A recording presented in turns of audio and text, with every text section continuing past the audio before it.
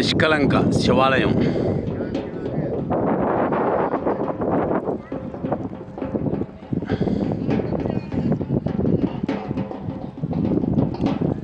ఇది ఈ టైంకి నీరు వెనక లాగేసుకుంటుంది. 3 కిలోమీటర్ల మేరకు శివాలయం బయటపడుతుంది.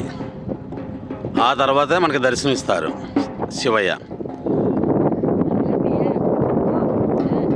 ఒడ్డు అక్కడ ఉంది. అక్కడి నుంచి ఇదంతా కూడా నడుచుకొని రావాలి. ఇదంతా కూడా నడకదారి. సముద్రం నీరు లాగేసిన తర్వాత ఈ రూట్ అంపడా నడుచుకుంటూ జనాలు ఎట్లా వస్తున్నారో చూడండి. ఇలాగొచ్చి ఇక్కడ ఈ శివాలయంలో ఉన్న శివుణ్ణి దర్శనం చేసుకుంటారు అందరూ కూడా. నిష్కలంక మహాదేవ్.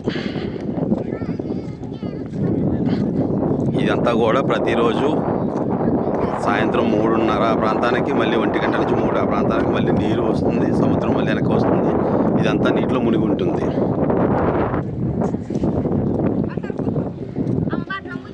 ఉదయం 7-7:30 ఆ టైంకి నీటితో నిండి ఉంటుంది. ఇదంతా కూడా ప్రతిరోజు కూడా ఇదొక సృష్టిలో విచిత్రమైన సంఘటన. నీరు వెనక లాగేయడము, దాంతోపాటు మనకి శివ దర్శనం. ఇది శివలింగము. శివలింగము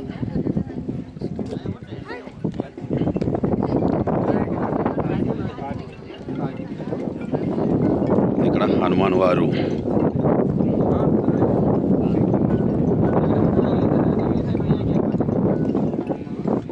ఇక్కడ పంచశివలింగాలు. ఇవి పాండవులు ప్రతిష్ఠింపజేశారని చెప్పేసి నానుడి. 2 నందీశ్వరులు, 3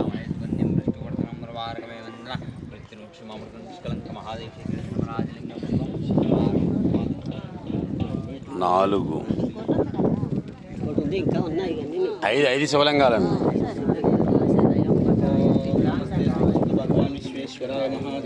అభిషేకాలు.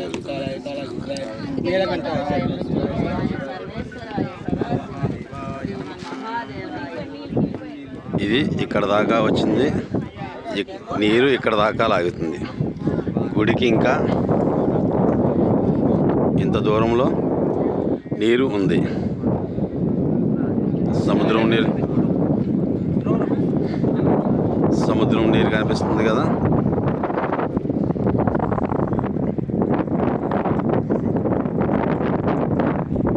గుడికి ఇంత దూరంలో అనగా గుడి తాలూకా శివలింగము ఇక్కడ ఉండగా, ఇక్కడి నుంచి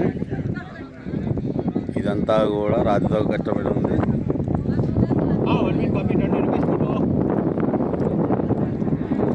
నీరు అంత దూరంలో తెల్లతెల్లలాడుతున్నదంతా కూడా నీరు.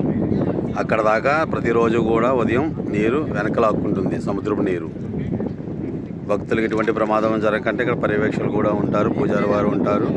వారు సమయం సూచిస్తారు. ఆ సమయం సూచన ప్రకారంగా భక్తుల్ని లోపలికి అలౌ చేస్తారు. తదుపరి దర్శన భాగ్యం మనకు కలుగుతుంది.